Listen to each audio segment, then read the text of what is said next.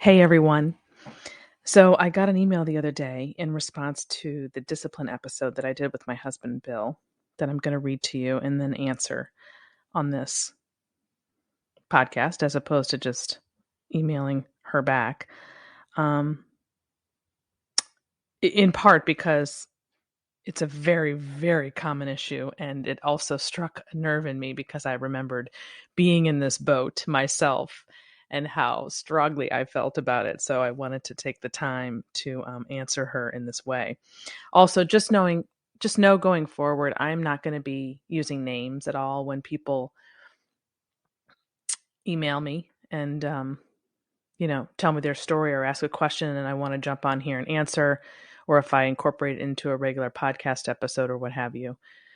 It's just a lot easier if I tell the stories and just leave the names out altogether. It's difficult to make sure everybody is good with my doing that. I can't always do that, and so it's just easier to not use any names at all. So just knowing that going forward, if you have a question or a comment, I'm not going to you'll be anonymous is my point. Okay, she writes, "Hi Suzanne, love your show. I'm so glad you're back. I'm a happily married stay-at-home mother of 2 sweet boys and wouldn't change it for the world. My question is about discipline. Loved your podcast with your husband on this.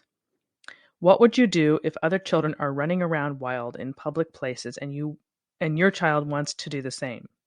It seems hard to discipline my son when he sees his friends running around and acting wild and he wants to join in, and the other parents say nothing to their children. I don't want to cause an uncomfortable situation by disciplining another person's children, and my son has a hard time listening when everyone around him is able to get away with bad behavior." My son is 4.5 for reference. Okay, so I'm thinking back. Oh my gosh, I'm thinking back to all those years that I would be in this woman's boat for sure. And that we all are as parents, right? We're actually in this boat for not just in the early years, but for all the years we're having to deal, especially even in the teen years, of how we're going to respond to something relative to the way other people do. And the easy and the short answer is, in the ideal world, we'd all kind of do similar things. And that makes our job significantly easier when that happens. I think that it used to be more common, right? That I mean, that there used to be a day once upon a time when someone could go over to the mom or dad of the other parent and tell them what their kid did, and then that parent would back up that other parent and so on and so forth. Same thing with what went on in the schools. They would support the parents would support the teachers. All of that is gone. All of that is gone. We don't live in that world anymore. Don't get me started on that. That's a problem in and of itself. But at any rate, here we are. So now, when you discipline, whether it's a 2, 3, 4-year-old or a 15-year-old, although, obviously that looks very different, you're very likely to contend with, I should say, a bunch of parents who are going to do the opposite.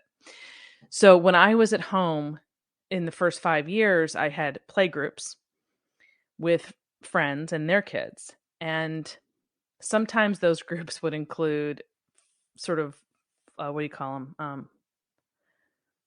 Fairly well friends, or that's not the right word. I don't know what I'm thinking of, but, people who come in and out of your life.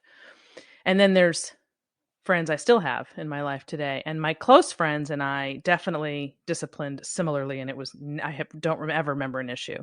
But then there were, other moms who I wasn't really close to, or maybe other preschool parents, definitely elementary school parents, where they would do something differently than the way I did.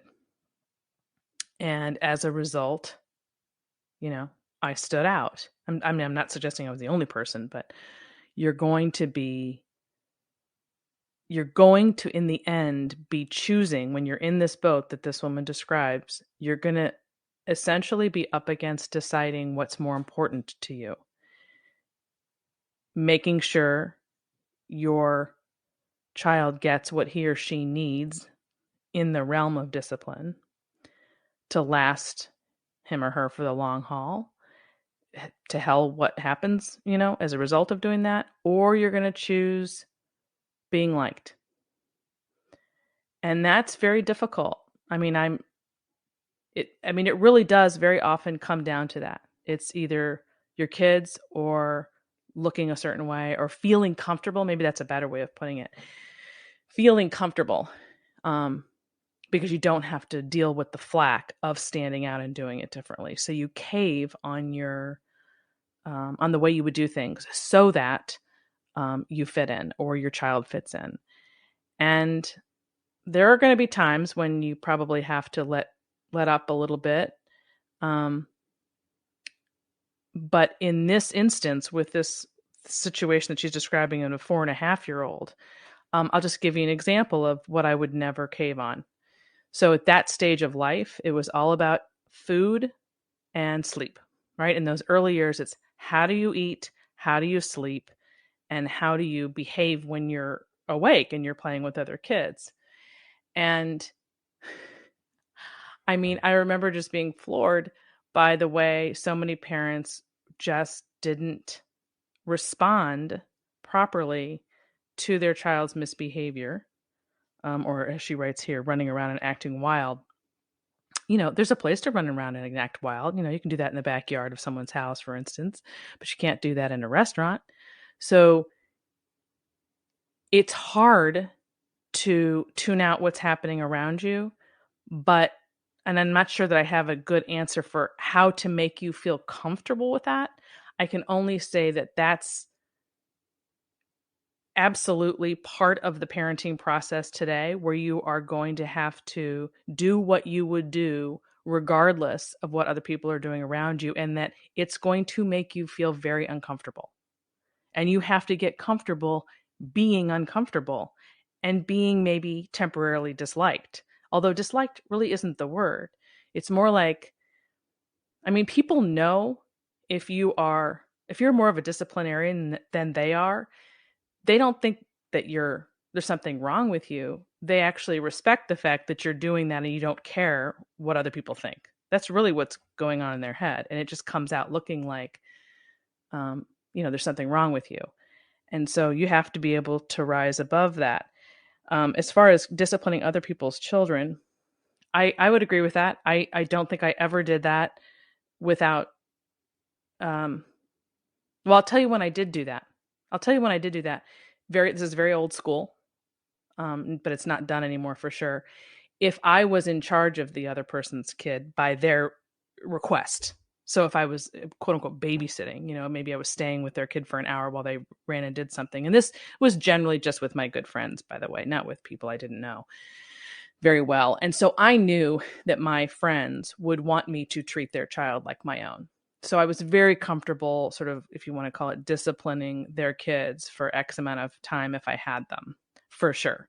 But if the other parents were there, I would never discipline someone else's child either. So I agree with that. I just would focus on removing mine. That's how I would handle that situation that you described here. Is if you are in an environment where other children are behaving a certain way and the parents aren't taking care of it, just remove yourself. Come up with an excuse, tell your kid you have an appointment, whatever you need to do to remove the child, and then explain to him, well, we don't really do things that way because this is how we do it, so on and so forth. And then you don't have to explain yourself to the other people, which can get hairy for sure. So yeah, that's probably going to be an ongoing thing as long as you are home with them. Of course, it ends. They do go to school and it gets easier. So this is a 4.5-year-old is really in the preschool years. And I would also recommend trying to, seek out friends who, if you can, sort of see things the way you do on that front. That certainly makes it easier. But I feel for you. It is not fun. And I remember it like it was yesterday. And this can happen with friends and family members too, not just other preschool moms or what have you, or your neighbor's kids. When it's even worse when it's in your family, because then you really do want to chime in if it's family, but you can't. And it makes for some very, very awkward moments. between you and those people. And, what can I say? This too shall pass for sure. But for those years, it is definitely an awkward, let's just call it that, awkward situation. And you'll get through it, but I hope that helps to some degree at least.